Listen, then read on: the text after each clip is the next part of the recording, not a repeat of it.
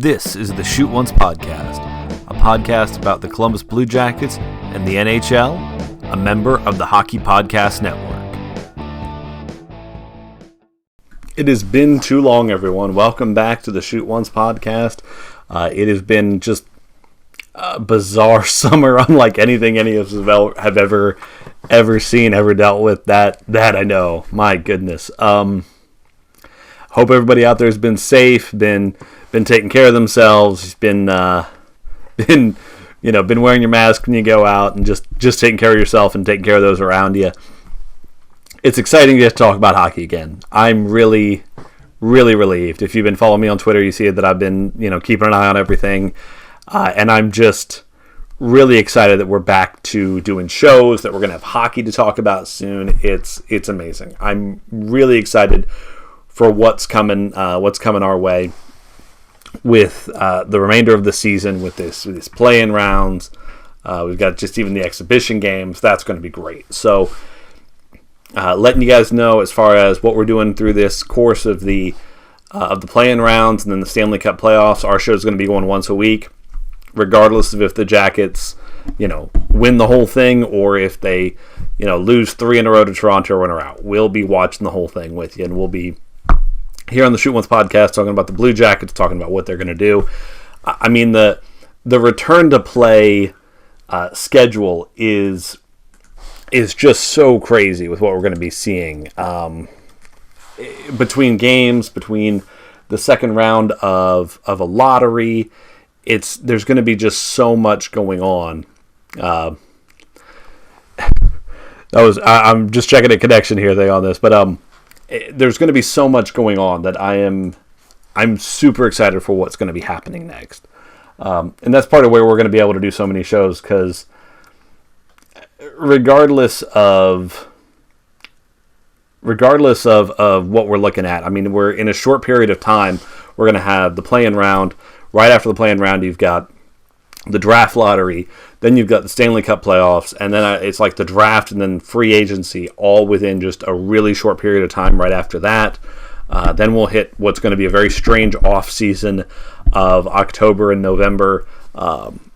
Maybe we see play happen in December. Things are really going to be up in the air based on where the rest of the world is at, based on where the levels of the pandemic are as far as in the United States, definitely. That's really the main hindrance towards the next season starting. I honestly think that when you look at the trajectory Canada's on, I have no problem believing they could start having gatherings and start maybe doing things in December. The United States, on the other hand, it don't look good, folks. It's not. Hopefully we can turn it around, though. I've heard a lot of people talk about how they want 2020 to be a year with a great second half comeback, and oh boy, that's what we want. But anyway, starting off the show, the big news that came out was it's official. Not only do we have a return to play agreement, but we have a 2-year extension on the salary cap, which is great. It's incredible news to have that kind of an event happen. Now, where I'm not going to play an I told you so game, because I don't think anybody was really out there like, oh, they won't get this done or that won't happen. But I did know there was a sense coming into this. I'm not going to say I knew anything, because I don't have inside sources or any of that crazy jazz. But there was a sense coming into this that for the NHL, it was going to be vitally important for the next collective bargaining agreement to happen.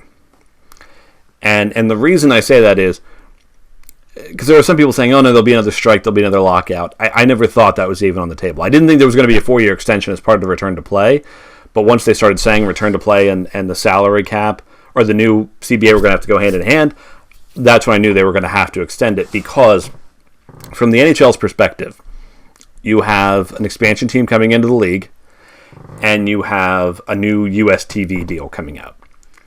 You didn't want the specter of a work stoppage hanging over that. Because can you imagine if Seattle, they play one season, then there's a strike or there's a lockout? You're killing that market. You're just going to kill that market right off. Vegas, if it happened, it'd be rough because it's a new market, but Vegas has good hockey memories already. Vegas has something to look forward to it coming back. If Seattle has 1 year where they come out, and let's not all think Seattle's going to do what Vegas did, which, I mean, maybe they will. Maybe they'll be amazing right out of the gate. But, I mean, it's very possible as well they're going to finish 7th or 8th in their division, and that's, almost last in the conference and be a lottery team, which if they are, they're an expansion team. There's no shame in that. But to do that after your first year and after you spent thousands of dollars, I mean, they've already talked about Vegas or Seattle's going to be one of the higher ticket prices in the NHL. I've heard it said pretty much conclusively that they are going to be a top 10 revenue team, meaning between ticket sales and sponsorships, which makes sense. Seattle's such a big market. But there was too much going on to not get a deal done. It was never not going to get done. Something was going to happen. I think that's part of the reason the owners... it's funny how this all went, because if you listen to some players talk about it, some people talk about it from the players' side, they're like, oh, why didn't they hold out for more? Why didn't they try and, maybe get escrow less or get things delinked from revenue or something? But it's funny from the owner's side. Brian Burke was talking about it on Hockey Central at noon a few weeks back. He said, I don't see what the owners are ever made whole on this. And on the deal itself, they may not be. Like, they may never fully recoup some of the lost revenue from the 50-50 split over these next few years and this topped cap.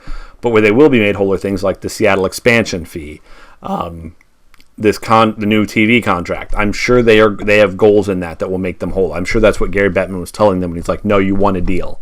You don't want to sit and mess with this and not get a deal done. That's not the way this should work. So that's why it happened. I'm pretty stoked to know that we've got these next 2 years that were going to happen anyway, and then 4 years before we have another deal having to do with all that stuff. So some of the particulars that are very interesting, and probably the thing that's going to have the most interest to fans, is that the salary cap will not go up until revenues reach $4.8 billion. After that, a formula will be established for the cap will be employed that uses hockey-related revenues from 2 seasons prior. For instance, 2023 cap would be calculated using hockey-related revenue numbers from 2021. In theory, this will blunt escrow growth. The players made out well on this, and that there are pretty hard caps on escrow pretty quickly. Like next season's capped at 20%. Even though there is the 10% salary deferral, they'll still get it, but they're not going to lose a lot on it. They did really well when it came to escrow on this. Where this is going to be fascinating for the NHL as a whole, and where the Blue Jackets are going to, I think, have a way of coming up at this. Take a look at these. We'll jump down to this corner here. For those of you who are watching the show on YouTube, which, again, we're going to keep pushing the YouTube stuff and trying to make YouTube a bigger thing now that we're back. I pulled up the cap-friendly stuff so it's easy to look at, but again, I want the show to work well whether you're listening or watching. But so when you look at cap friendly here, the thing that's going to be tough with the cap staying flat. So the cap's going to stay at $81.5 million at least for 2 years. It's possible it goes beyond that depending on where revenues go, and who knows how well things are going to recover once this is all over. I mean, there are some people saying it'll just go back to exactly the way it was. There are some people saying it's going to take years. We don't know, but they built something into the system, but at least for the next 2 off seasons, we're dealing with this $81.5 million number, which is going to be rough for some teams who essentially planned on this is what I was going to, I wasn't going to deal with this next year, or saying, the cap was going to go up and that's how we're going to sign the contracts we're going to sign. But when you look at some of these teams, like the teams right up against it, the Coyotes, because the Coyotes took on so much that was dead cap space to try and get assets. But, you got the Maple Leafs, the Stars, the Blues, the Canucks. Where this is going to be interesting is, in a lot of seasons, people are like, oh, well, you can offload bad cap space somewhere. You can trade it to a team, or you can do this. I mean, some people are like, oh, well, you can do something and get rid of bad contracts to Seattle. Well, Seattle's pretty analytically focused. Seattle's going to have some pressure to try to win quickly, so I don't imagine that's going to happen. And here's the funny thing when you look at it. Okay, so Devils, Senators, Kings, they have the most cap space. Those are bad teams. But, I mean, we're not looking at tons of cap space at the end of this season. We're talking about 6, 7, 8 million. And after that, I mean, you're talking about the Avalanche, the Blue Jackets, the Canadiens, and this isn't going in the next season. But a lot of the league's not great teams also don't have tons of cap space. San Jose, they're not going to have a lot. Buffalo, they don't have a lot. The Detroit Red Wings, they're going to have some cap space to work with. I know right here it shows final cap $79 million, but they're going to have some contracts dropping off. The Ducks are at 78. I think they are in a situation of next season. Yeah, next season they're only at 75, so they're only going to 75.6. So they've only got $5 million to deal with. The thing is, there's not going to be a lot of teams that are going to have a lot of extra cap space just hanging out there. And that's where the Blue Jackets have a chance to try and do something in a couple of ways. One, when you look at where they're at going forward here, they have no UFAs next year. They've got a couple RFAs. Devin Shore, I don't know what they're going to do there. The big ones, though, Pierre-Luc Dubois. I think Kevin Stenlund's kind of a big one at this point. Jacob Lillia's already decided to go to Europe. We've got Vladislav Gavrikov and Gabriel Carlson. Gabriel Carlson's probably not going to take a big deal. Gavrikov probably will take a few million. I mean, it's going to take a little bit to sign him. Dubois, I can see the Blue Jackets looking at this situation saying, hey, we might have a specific window here to do something different. Because Dubois, because the cap is flat, Dubois may be more willing to take a bridge deal than was originally been thought. He may be much more willing to say, yeah, I will just, I'll take what I can get. I'm going to do maybe a 2-year deal, and then we'll renegotiate and see how things look. I don't know what he'll do, but that would be my guess is he would do something like that, where he's going to look at a bridge deal. He'd be more likely to take one now than before, because now, if he locks himself into a long-term deal, 7 or 8 years, he's doing it at that $81.5 million cap number. Whereas if he gives himself 2 years, maybe the cap starts going up. And at that point, he can start saying, hey, I want a bigger deal at that point. So I could see him holding. And that might give the Blue Jackets some interesting things with free agents coming out like Taylor Hall. We've heard some people say, some insiders even talk about how Taylor Hall may be unique in free agency in that this may be a player who is willing to go somewhere to win. Now, does that mean he's going to go somewhere for league minimum? I wouldn't think so, because in hockey, hockey is like football in this way, in that if Taylor Hall goes somewhere on a 2-year deal and 25 games the next season, he jacks up his knee, that could be his career. That could have been the earning he potentially had. So, he's made a lot of money. So that doesn't bother him. Maybe he will go somewhere for league minimum. That would be crazy.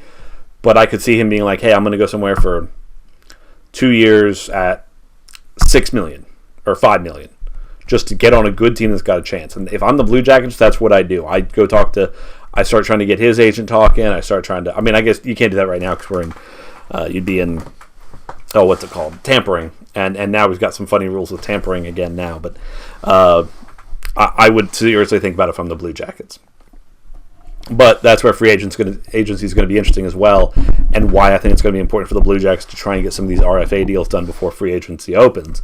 Because free agency is going to go back to the way it used to be, where we're all now familiar with this idea that before the start of the new league year, you had 2 or 3 days where you could talk to people and say, hey, we're going to, let's work out a deal. Whereas now it's going to be, nope, you're not allowed to work out a deal until that clock hits. So that's when teams will be calling players like crazy, saying, hey, we need to get a deal done. Let's offer him this. Let's offer him that. Let's just get a deal done. So maybe that won't happen. I don't know. If you're the Blue Jackets, this can work to your advantage. So that's what I'd say there. As we're looking going forward here at what's going to happen with the playing games, we've had some excitement. There's been some interest in what's going on. We've been able to enjoy. The Blue Jackets have been putting pretty much all the practices on YouTube and on their Facebook page and on Twitter. I would highly recommend, if you haven't been, check them out for the next few days. I think they've got 1 or 2 more scrimmages they're doing. And then I want to say it's Wednesday. They're apparently heading up to the bubble. The way the calendar is going to go on this, I think Wednesday they head up to the bubble. and then next. No, that's not true. That's not right. I think they have a full week of practice, and then the end of next week, or the beginning of next week, is when they head up to the bubble to start doing all those, start actually getting ready for the games and the exhibition game with Boston and the play-in series. Now, something that has been speculated about, it was speculated about by Portsline on The Athletic, and I think anybody who just follows hockey kind of knew this is what we were looking at, that the Blue Jackets were probably going to hold a roster spot open for Josh Anderson. Now, Josh Anderson, when he had his original injury, it's tricky. He was told, here it is in specifics, he'd been out since suffering a left shoulder injury on December 14th. He had surgery on March 2nd and was believed to be out for the season. Because he was told at the time it was a 4 to 6 month window, so early July to early September. And it's a weird shoulder injury, which those are hard to pin down. But the Blue Jackets are looking at it and going, wait a second. If we could add a player of his caliber, either sometime in the playoffs, whether it be in the play-in round, first round, second round, conference finals, Stanley Cup final, anytime, he's worth it. And so that's what it looks like is going to happen. The Blue Jackets, today, their public relations team put out, they've added Anderson to the 34-man club roster. He's joined. This says he's joined the club in Columbus. Apparently, there was something later that said he was staying in Toronto, but he's going to be part of the club roster. So the original idea of they wanted to keep him ready to come in later is what they've done, and this is an extremely intelligent idea because and it's a good idea for everybody involved, because it's not just. Like, some people might look at it and go, oh, well, if you're Anderson and you go and you just get hurt again, it's going to hurt your earning potential. Remember, guys, Josh Anderson's had a bad year. Even when he was playing, I think he's got just a couple of points.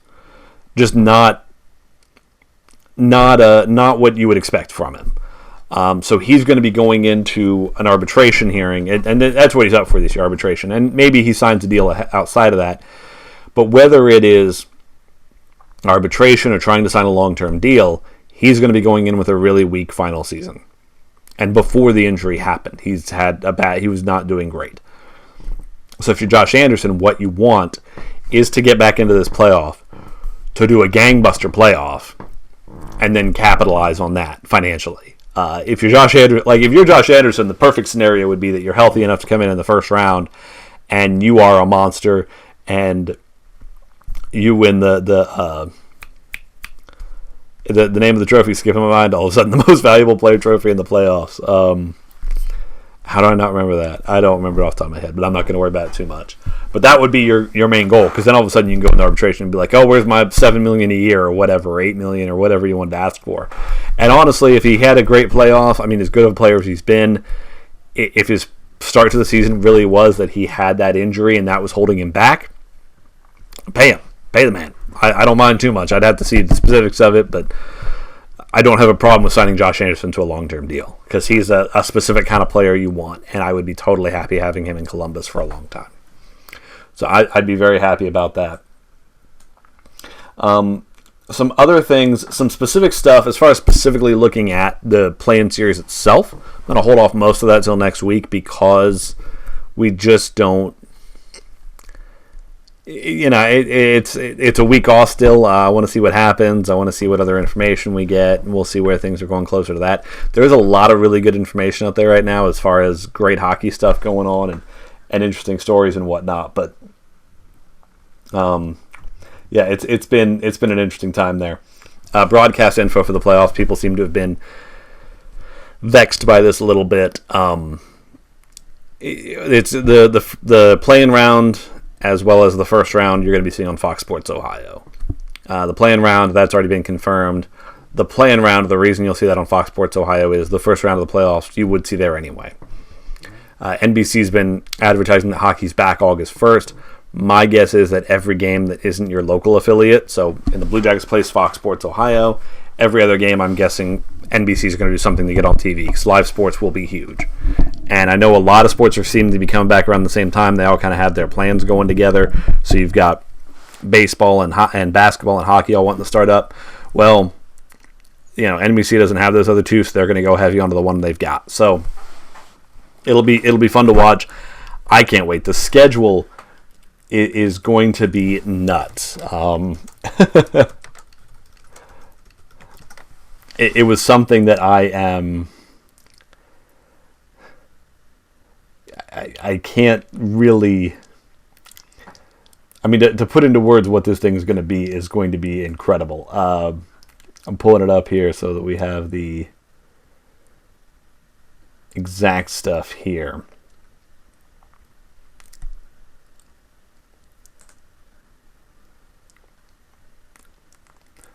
All right. So here's the exhibitions, which that's fine. Starting August 1st, Rangers at Carolina, which again, all these games are happening in Toronto anyway, so it doesn't really matter. But this is what's crazy. 1, 2, 3, 4, 5 games right off the bat. Just boom, boom, boom, boom. All games you really want to watch. I mean, to try and pick which game you're going to watch out of these is going to be tricky at some points, because Rangers at Carolina, obviously that's the first one. You're going to be watching that. Chicago at Edmonton, that'll be interesting, but then right up after it, Florida and then the Islanders start an hour later. My guess is I'll probably do the classic thing I do, which is, watch this first one in its entirety, start Chicago at Edmonton, and then at the first intermission, flip over, or at the, whenever we hit an intermission and Florida and Islanders are going on, flip it. Keep an eye on where Chicago Edmonton's at. This is my secret. So when I watch it, just kind of watch on the phone. You're like, okay, is the score close? And if Chicago and Edmonton turn into a blowout, then you just stick with Florida, New York, who knows. Then Montreal, Pittsburgh, Winnipeg, Calgary. It's going to be huge. Sunday, Arizona at Nashville to start off the day. Philly at Boston. I will stick with probably with Arizona at Nashville, because my guess is that I will be less inclined, I think, to follow the play-in rounds. Not the play-in rounds, the round robins. Like this one, I will stick with Nashville, Arizona the whole time, because it'll have that playoff feel. This one might, because the way they've set up this play-in round, where it's just whoever wins it wins it. Whoever wins the play-in round or the round robin, they get the first seed and then second, and they're not worried about the regular season records. That should have some pretty intense hockey, but still. St. Louis at Colorado, same reason that one won't hold nearly as much interest. So they're doing 2 of these in the middle of the day. Then obviously Columbus at Toronto will be just huge. I don't even know how I'm going to feel when that game starts after how long it's been waiting for hockey. Because I think we'll all remember, I was sitting there and I forget what 2 teams were playing, but Edmonton was one of them. And it was the night that Rudy Gobert of the NBA had tested positive, and they shut down a game. And within minutes, or it felt like within minutes, but maybe it's within an hour, the league was like, we're just canceling every game for the rest of the night. And I had hockey games on, and my wife was like, who's playing? And I'm like, these 2 teams. And she's like, do you care that much? And I just thought, this might be the only hockey I see for months. Because after the way things are going, I don't know what's going to happen. And it was exactly what happened. It was crazy. Finished the night there, but then that second Blue Jackets game you get on Tuesday. Get it on Tuesday afternoon at 4. Now, this is where we all want to have a conversation that's not easy, depending on what your work schedule is. I think most people are not real happy about a 4 o'clock start. The realities of what they're trying to pull off is the problem here. I mean, in a perfect world, you would... I mean, this day it's 3 play-in games, so normally what you'd want to do is you'd want to put that round robin game in the middle there, but that's just not happening. So what I'm doing that day, folks, I'm taking out of work early. That's just what it's going to be for those things. And I would, if you have that opportunity in life, I know not everybody has that. The game will be 97.1 The Fan locally as far as listening to it. If you have the apps to listen to it and can do so while you're still working, I'd do so. I mean, obviously there's people out there that don't have that ability, but these days will be incredible. Just constant hockey for just days there, and it's gonna be a lot of fun. I cannot wait for it. I just cannot wait.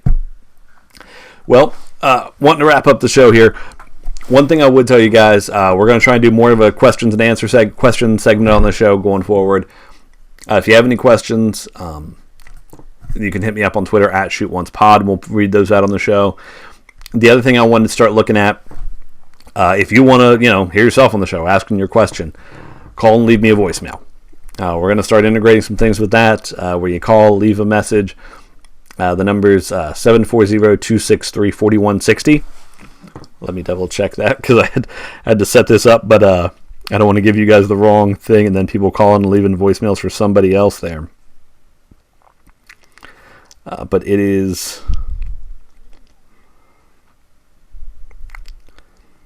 Yep, 740-263-4160. So call there, leave voicemails. We'll answer those questions on the show. And do want to thank you all for listening. It's great to be back. I'm glad to have you along for the ride here. And go Jackets. Please connect with the show on Twitter at ShootOncePod. And thank you for listening to the Shoot Once Podcast.